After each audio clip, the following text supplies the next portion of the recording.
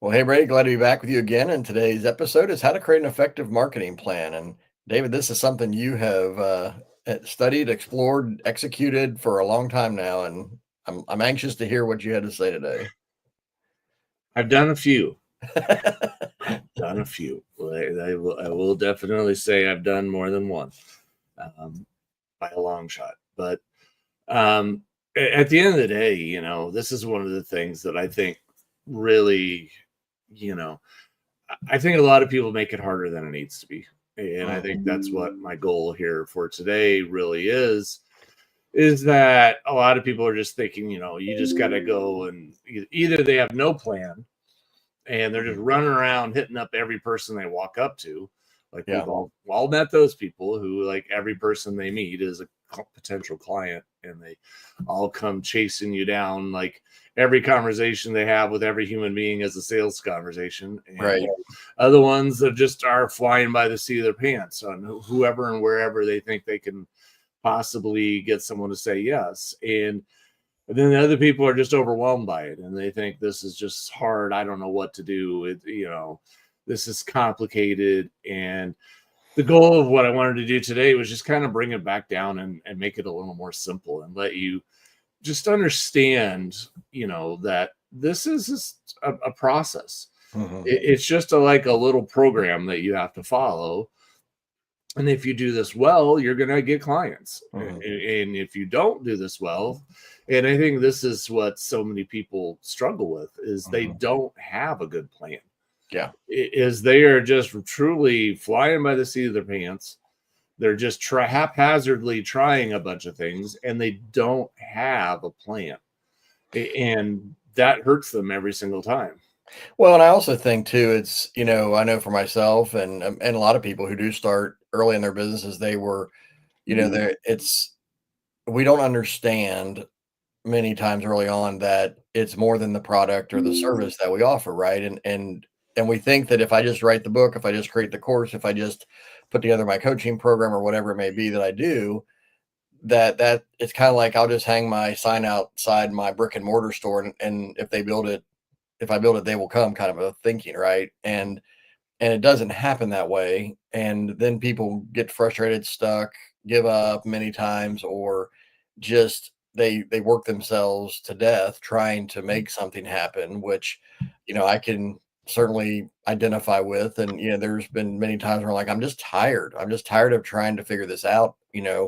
And I've shared before, and I resisted this whole idea of marketing for the longest time, and it was something I thought I'll just find somebody else to do it and I'll just do what I do. And it's like, as a solopreneur or a small team, it doesn't work that well. And nobody knows your business or your product, your offer like you do. So it's hard to communicate well to the people that you're trying to reach. And I think it's also it's a path early on too of figuring out who are those people. And I know you're going to dig into that here in a little bit too, but maybe even before we jump into some of the tactical things you want to talk about today, like what was your journey of discovering this process, and how did you figure out, like, okay, we have to create, understand certain things in order to truly sell to the right people? Yeah, a lot of what I learned was just simply by studying what is everybody else doing. Mm, Like that, I was just like, I don't know how to do this. I have no. I was like everyone else when we started. I had absolutely, excuse me, no idea how to put this together and to make it work. And so we just started. You go into other people's marketing programs, and one of the things I think is something that is missed a lot and has a lot of value is go sign up for someone else's marketing promotion, mm-hmm, even if you have zero intent of buying it. mm-hmm, But you know that they're good at this. You know that they're a successful marketer. They're good at what they do. And I used to do this at conferences. I would go to conferences, and I hit the point where they were no longer teaching me anything I didn't know. mm-hmm. Like, okay, this is my third time being at this conference. I'm not hearing anything new. Yeah. Pretty much the same strategies with a little bit of different spin on it. But what I started to do is like, okay, and I was sitting there still taking notes, but I wasn't taking notes on the what they were saying. I was taking notes on why they were saying it. Mm. So I was sitting there going, why did he say that? Mm-hmm. Okay, then after he finished saying that, he went and said this. Okay, so I'm literally taking notes of the strategy and the thought process that I'm seeing as he's going through his talk. And how are you leading someone down the sales journey? And how are you doing? And I learned so much just by studying other people. Hmm. And so just, people complain like this is one of the things that drives me nuts is that people like how many people complain about advertisements on TV or on YouTube or wherever it may Mm-hmm. be, like all the time. Right. All the time people are complaining. And I'm like, if you would stop complaining long enough to realize is they're putting good and bad examples in front of you all. Right. It's like a master class every day. Right. It is, but you have to open your eyes and be willing to look at it differently. Mm-hmm. And I'm not saying every ad is good Mm-hmm. because I will most certainly tell you not every ad is good. Right. I've seen some of them and I just go, oh boy, that Mm-hmm. was really bad. That was really, really bad. I can't believe they actually spent money on that. Like Yeah. that was terrible. But you start watching the ads. Like I'll like go and sometimes I'll watch a show and I'll watch a show more for the ads than I'll go and look at the show itself. Yeah. I'll just pay attention to the ads. Like I go on Facebook and people will look at me weird and say, why do I go on Facebook? I go on Facebook for the ads. Well, that's good because there's more of those than regular posts, I think, anymore. But I don't mean to be mean about it, but I really don't care what Sally had for lunch. Right. And a lot of the posts are, well, this is what I had for lunch. Well, okay. Congratulations. You and about 10 million other people had tacos today. So I don't know why you felt like I needed to know that. Or, my kids in the school play. Like, okay, yay. Like, so pretty much everyone's child was in a school play at some point in the journey. And so much of it, I get bored by all of the, that kind of stuff that gets posted. So I will literally go on Facebook and just be like, okay, what's this ad? And I will look at their headline. I'll look at their image, their copy. I'll click on it, see where it goes, read the copy on the page that they send you to. I'll study them. Mm-hmm. I will flat out study all those things because I'm like, I want to know how you're doing. And I want to see if I can pick up ideas. And I will screenshot things. Mm-hmm. And I will, have a little file where I like screen potential ad copy and sales page copy and all these different things. And I learned just by going around and watching what is everybody else doing. Mm-hmm. And I got a tremendous education right there because you start to discern that the elements are all the same. And that's a little bit what we want to talk about today is like, what are the elements that you need to incorporate? Mm-hmm. And once you realize these elements, this framework that you have to put together, because again, a framework is simply that the acknowledgement of this is how the human being buys. Okay. There is a process that every single person goes through before they will buy. And for some people, it's fast. Some people, it's much more slow and methodical. And it kind of depends on what it is that you're buying. Like if you're in the checkout line at the grocery store and you want to pick up a Snickers bar, it's not a, right. That's pretty much a impulse short buy. But if you're buying a new car, right, that's much more of a long-term methodical process for the most part. It's going to take you more time to think through, is this the right car? Is this the right price? And all those things you're going to go through, but you're looking at all those things, but you have to realize there's a process that we all go through. There's a process that each and every one of us goes through to make a buying decision. And that's how a good marketing plan is put together. It's put together to lead someone through that buying journey. And in so many ways, like we think like, oh, we have to create something that's manipulative or something that's, salesy or sleazy. No, what your marketing needs to be is educational. That is what your marketing has to be, because Your marketing is taking someone who currently isn't getting the solution that they want in their life. Okay. And how do I know? And as a result of them not getting the solution that they want, the reality is they're more than likely not believing they're not getting the right answers. They're not getting the right things that they're not believing a lot of the right things. Like if I'm trying to start a business and I'm having trouble generating leads, well, it's because I'm having incorrect beliefs on how to generate leads. So because I'm not approaching it correctly, my actions are not working. Now, if I'm learning that there's a better way to generate leads that works, that's more cost effective, that's consistent, that'll get me leads on a regular basis. Oh, wait, I've now learned a better way, but I need to use the new system over here to generate leads. And all of those things come into play. If you can learn that, your marketing is there to be educational, and the education that you're trying to transfer to the mind of your prospect is these other ways aren't going to work well for you because they're not designed to work well for you, and they're not going to get you the result that you want. But if you will learn to do it this way, you can have success. Yeah. And then at the end of it all, if you go, and then the person goes, oh my word, you're right. Yeah. And you have that epiphany moment. You have that moment where you go, huh, that's why I haven't gotten the result, because I've been over here muddling around in this way over here that doesn't work very well, struggling to get results, and I can't get the results to work. But when I try over here, suddenly, bam, I'm getting a much better result. I'm going, son of a gun, I need to do it this way. Well, can you help me do it that way? Well, I most certainly can, sir. This is how you can sign up for my program. Right. And we'll help you do just that very thing. That's the journey. So it's an educational thing. But to do this, there's certain elements that have to be in place. There's certain things that have to be there for you to be able to do this well. So, and this is where the kind of like the rubber meets the road, right? It's not just that you're doing a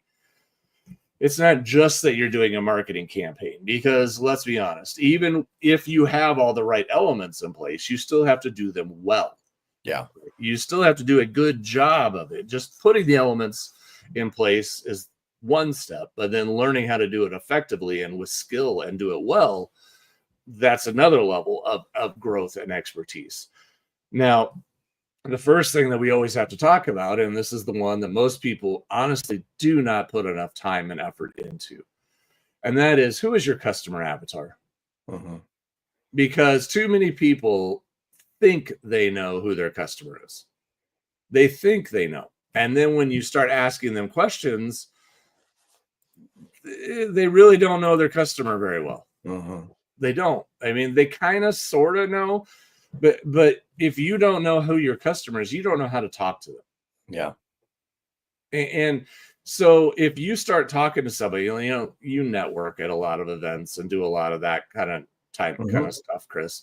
If you're in a room and someone starts talking to you, they sense that you are looking for help with X, Y, or Z, and they suddenly start talking to you and they think, oh, da, da, da, da, and they start jumping, and you can tell they're excited because they think they're going to sell you on something, but you're looking at them going, no, that's not what I really want. Right. I mean, I'm assuming you've had moments like that. Yeah.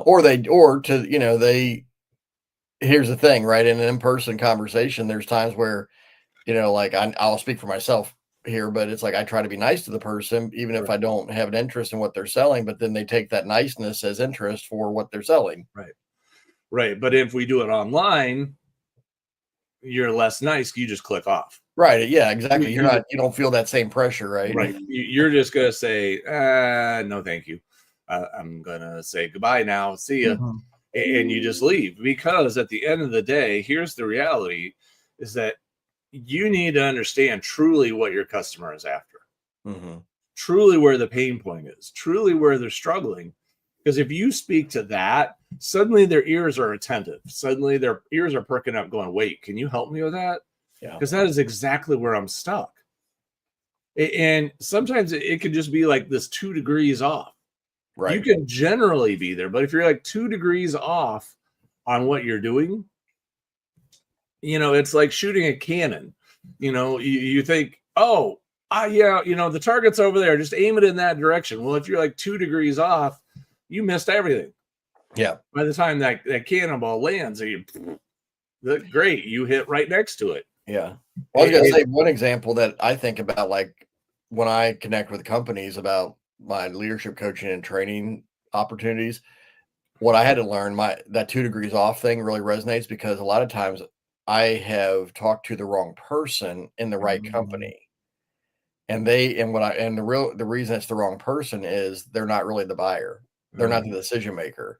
So even though they may be interested, I've had this happen a lot, like with HR people in companies. They think, hey, we need to invest in our people. We want to have, training or coaching to help our people become better leaders and have a better team or whatever. But yet they have to then go sell it up to their boss or somebody else, and they don't do that well.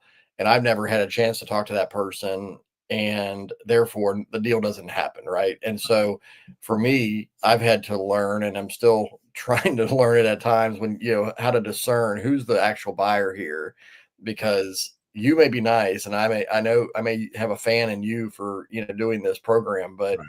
if you're not going to be able to sign the check at the end of the day, I can't talk to you about this. I need to talk to somebody else. Right, exactly. But so once again, it could be the right company, it could be the right team, it could be the right people there, but it's the wrong person. Therefore, it doesn't happen. It still doesn't work.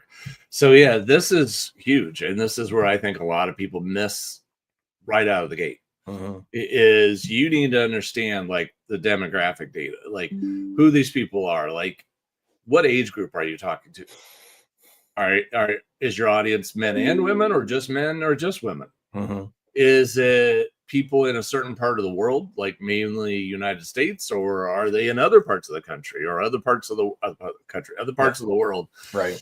United States is a country. I do know. It's early. At least so far. What information sources do they read? Like, who are they following? So, like, if you reference a certain person, like I remember years and years ago, I was at our church and I was teaching, I think it was kindergarten or Sunday school. Don't ask me. I got sucked in.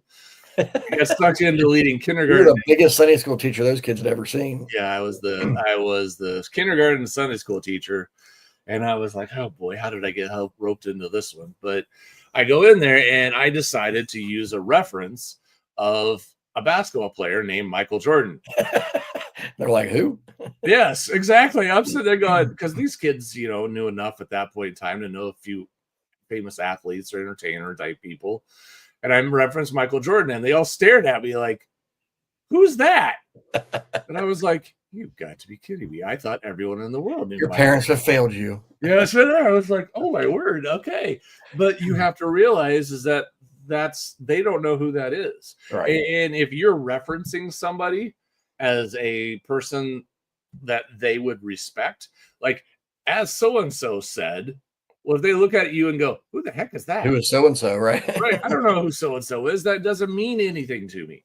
You have to know who are their information sources that they would likely be following. Who are the experts in their field that they would know?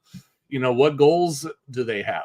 What exactly are they trying to achieve here? And you need to have that very clear. What is important to them?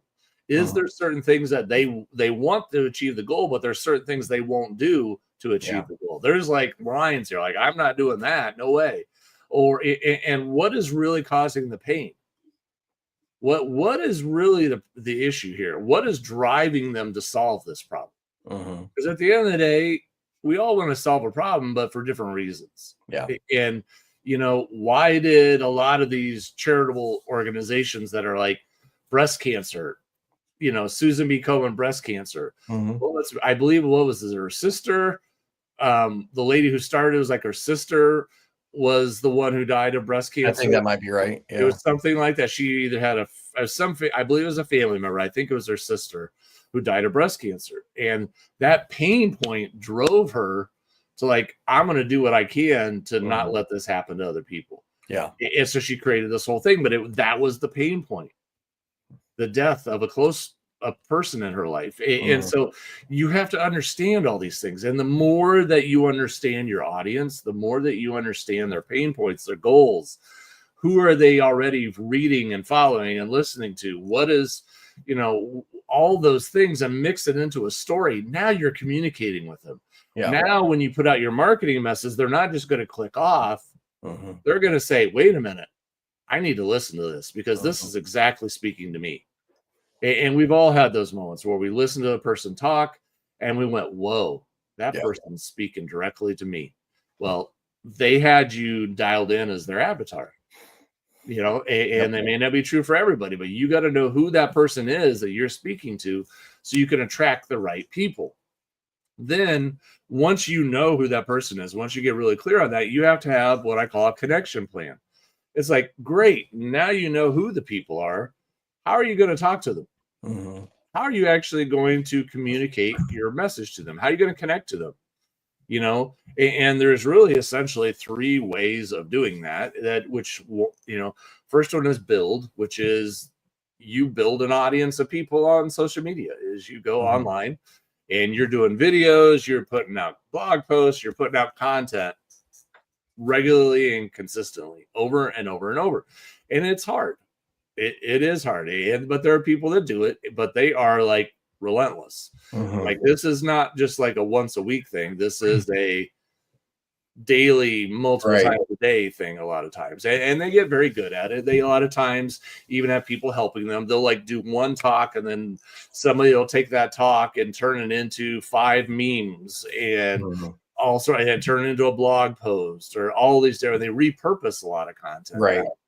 So they get good at it, but you have to have stuff out there all the time. So you're building an audience, and that was something like, we both like to follow Alex Hermosi, and that guy has built a massive audience for himself. And a lot of how he's done it is just by building. Right. He puts out content like a machine.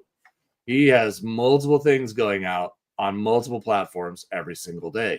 So that's the first way, is how are you going to get out? How are you going to connect to people? Well, you build an audience by putting out content. Second one of it is borrowing someone's platform, which is maybe you don't have an audience, a big audience of people, but you know somebody that does have an audience of people that are like, hey, these are people that I think they would be a good fit for my message. They would actually.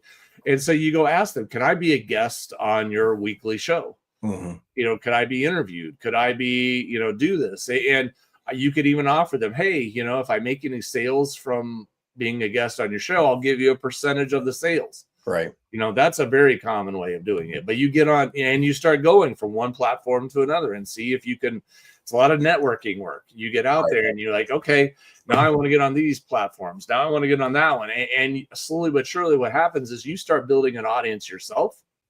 Because you're now on so-and-so's platform.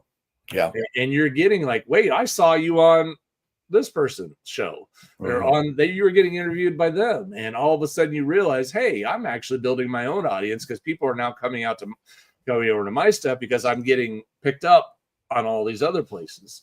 And so I'm getting exposure by being on other people's platforms.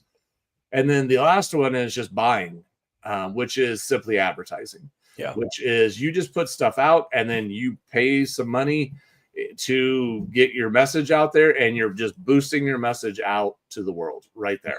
And every one of us has a different preferred style based on our personality, based on who they are, and so you have to find the one that's right for you. You got to find the one that fits your personality the best. Yeah. But ultimately, I do believe that buying is the one that everybody will ultimately need. Because at some point, you could only hit up so many people. You could only generate so much content. And at some point, you need to do some buying at least to expand and to increase and scale the volume of people who are seeing your message. Well, and even like you said, like talking about even just scrolling through social media, you can't control organically who sees what as much as if you pay, right? And when you pay and you see these ads, I mean, you're right. There's things that I see as kind of annoying recurring ads that'll pop up that I'm not interested in. And, instead of just grumbling about it, I just X out of it. And it's like, because typically it'll say, well, you won't see any more ads like this or whatever. Right. That's fine. It's dialing it in, right? But I understand that on this side of it versus just the consumer side where people gripe and complain. And, David, even earlier when you were talking about that, I was thinking about what's the old adage of people love to buy, they just don't like to be sold. Right.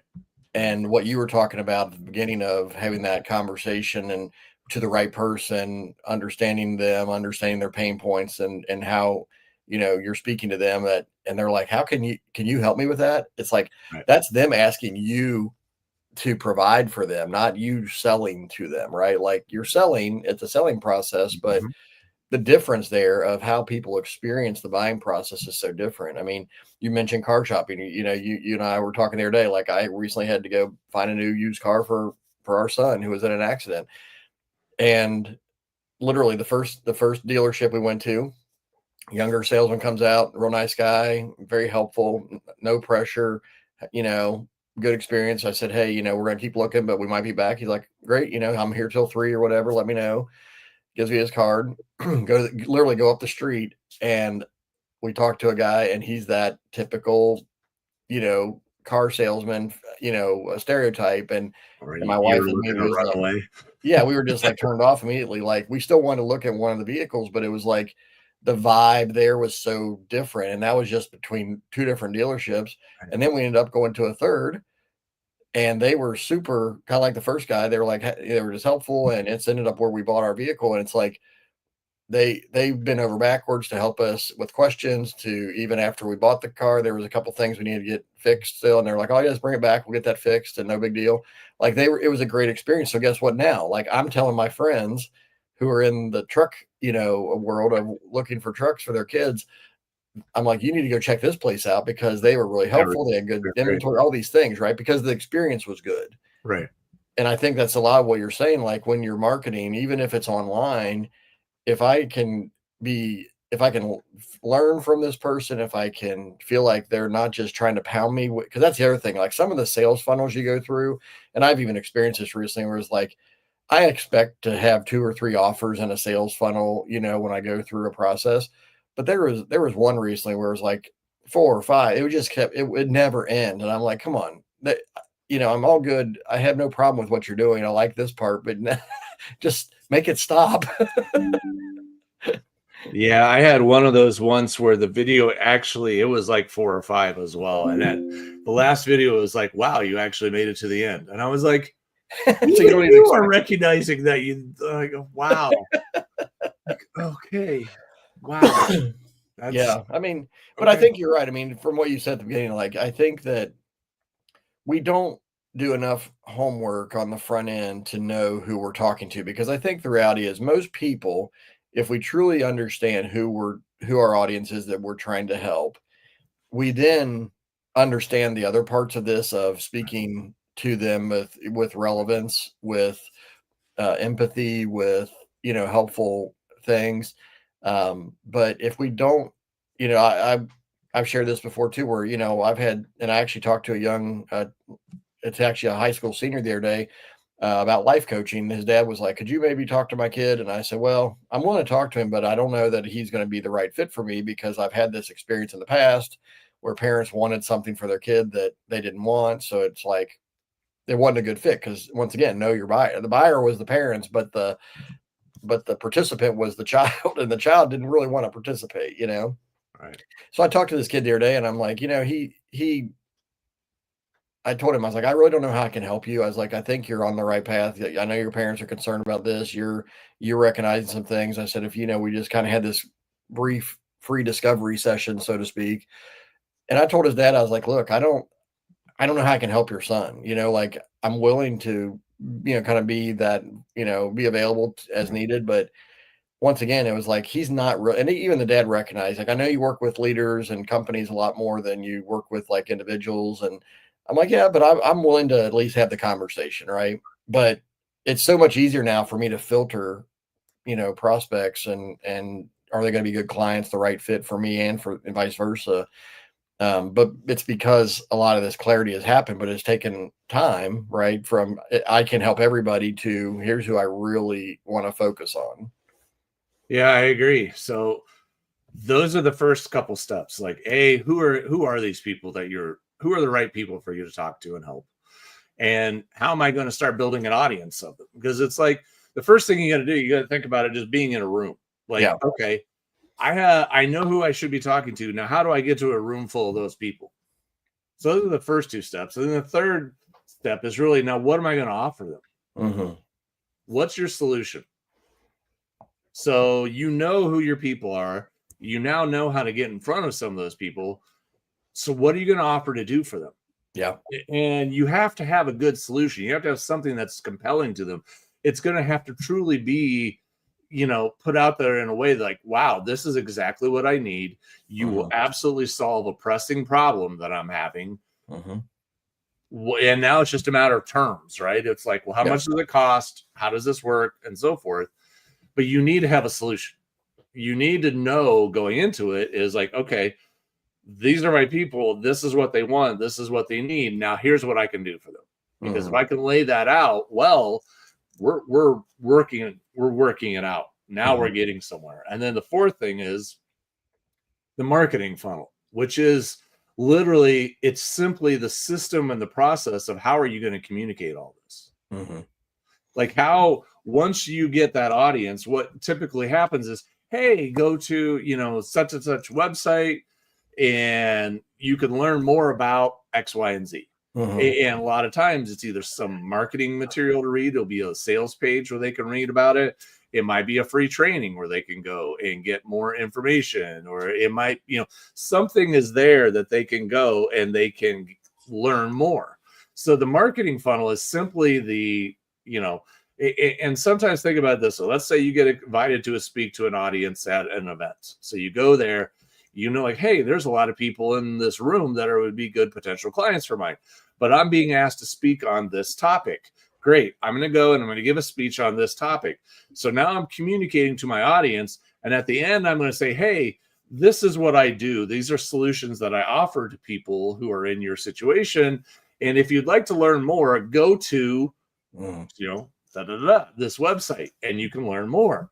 Okay. So that's now your marketing funnel. Right. This is where you're now sending people. This is where you have the process of where you're educating them exactly how all this is going to work for them. This is what we can do. This is how we solve the problem. This is why other people's solutions don't work as well, because they're not giving you everything that you need. Here's how we do everything. And this is why we, how it's so much the best value you're going to get for your dollar. Yeah. Because you don't need to be the cheapest. Right. What you want to do is you want to be the best value.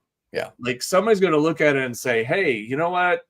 For what I'm paying, this is like a steal. This is, because we've all gone to, I'll just say we've all gone to Walmart and bought the cheap thing. Like I think I've said this in the past. I've gone to Walmart and years and years ago, bought a pair of shoes that I thought it was on sale for $10. And I thought, wow, this is fantastic. I just got a new pair of shoes for $10. Well, in 30 days, those things had literally fallen apart. Right. But like they had like ripped apart. They were so poorly made. They were complete garbage. And my feet hurt the entire 30 days that I wore them. But at the end of 30 days, I had to throw them completely in the trash because they were gone. They were gone. And I realized that, that cheap is not the best value. It was cheap, but my feet hurt all month and now they're garbage. Like if I had spent $50 on a pair of shoes, I could have gotten better shoes that would have lasted at least 6 months. And end result, it would have been cheaper anyway. So what you're trying to do is show you have the best value. Yeah. What am I giving you? It's the best solution for the best amount, for the bang for the buck. The amount of money you'll end up spending, the amount of value that you're going to get is by far the best value that is out there in the market today. And then you're going to put it all together in a little offer at the end of your marketing funnel. You're going to say, this is everything you're going to get. We're going to do this for you, this for you, this for you, and this for you. This is everything all laid out for you, right? Bingo, bango, right here, all laid out. And this is exactly how you can sign up. And this is exactly how you can, make your payment and get started today. And you structure things well so that there's reason to act now. But this is it. This is the whole marketing process. And when you think about it, it's really not that hard. Yeah. It's not that complicated. Know who your people are. Know how to get in front of those people that are the right people for you. because again, we can all get in front of an audience of people who are, we'll listen, but a lot of them will never buy.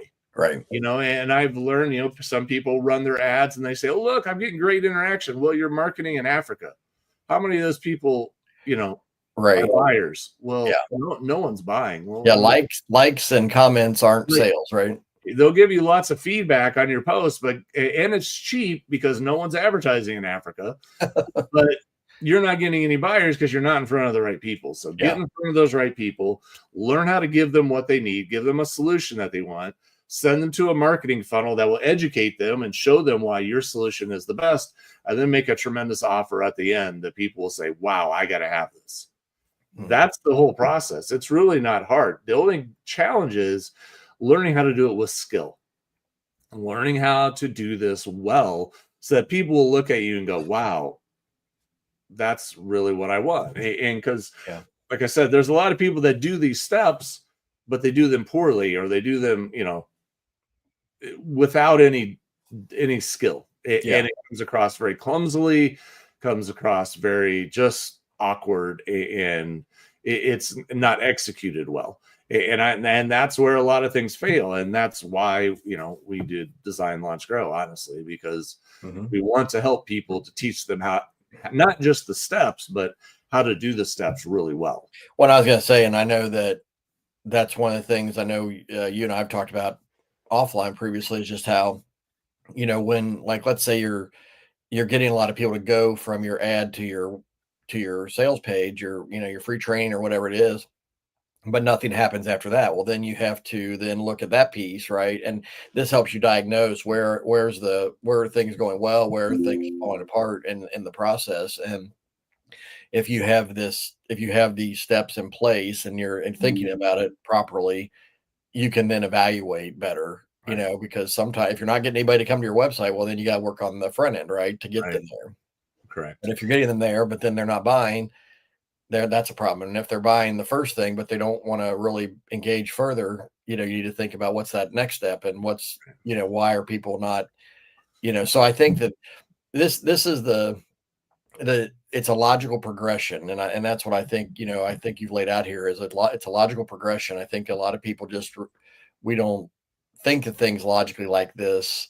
And we just want to, like I said, we want to create our product or service, whatever we do, and just go sell it. It's like, but we've got to think of the steps people need to go through, like you were saying, to get from awareness to purchasing to even long-term engagement for customer retention, which is not, we didn't talk about that really today, but that's something that even once you have that new customer or client, how do you stay engaged with them? How do you help them long-term? How do you, but that's also part of that path, right? Is why do people go back to stores? Why do people go, back to the professional that they've gotten help from or whatever, outside of online world? But it's just it's everywhere, right? This is a general process that we go through. And don't you think, David, that a lot of times people get hung up because it's the difference between online and offline? Like, sometimes people think of it maybe incorrectly, because they may think it makes sense when I'm in person going to Walmart or going to some car dealer or wherever. But then all of a sudden we think about the internet, and all of a sudden we think about it like it's got to be completely different, but it's really the same. We're all still people.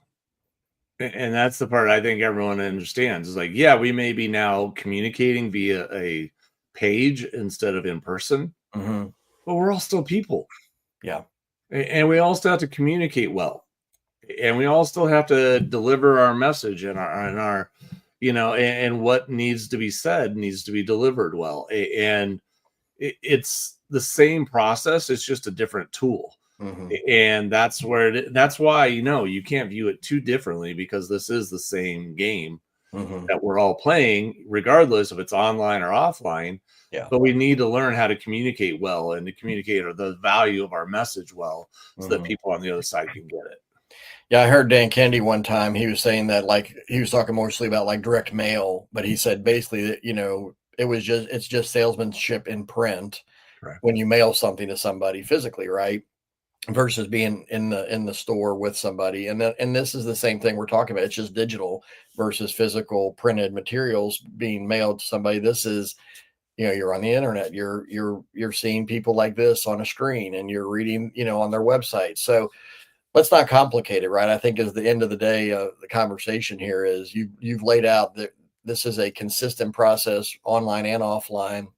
It's what we have to do, if we're really going to get our offers out in front of the right people and build a business. But you're right. Too many of us, we can make it complicated. We can create confusion for ourselves. And so, folks, that's why we do, like David said, we have Design Launch Grow as a coaching program, so that we can help you walk through these steps and review these steps with you and make sure you are communicating clearly. You are clear on your avatar of who your ideal customer client is. How are you getting in front of them? What are you doing? And this is a testing process. That's the one thing that I've had to learn is it's like the idea of, in English class growing up, right? There was a first draft, a second draft, a third draft, until you got to your final draft. And Right. and marketing is a lot like that, where the first run is going to either produce no results or some results, and then you have to look at it and go, okay, what can I do better? What do I need to cut away for the next test, and I think if we think about it that way, more of experimental, and go into it saying, okay, this is going to be a game, a testing process, I think it helps us mentally and emotionally deal with the process of this on our end as entrepreneurs. So check out designlaunchgrow.com, and we can help you walk through all that, and give you that objective feedback and help you see things that are maybe blind spots to you. Lots of training videos on this topic of how to do your marketing well. And then obviously a supportive community we have of other members who are, once again, trying to build their own businesses to help a lot of people in their own expertise areas. So we will see you next time, and we hope you have a great day.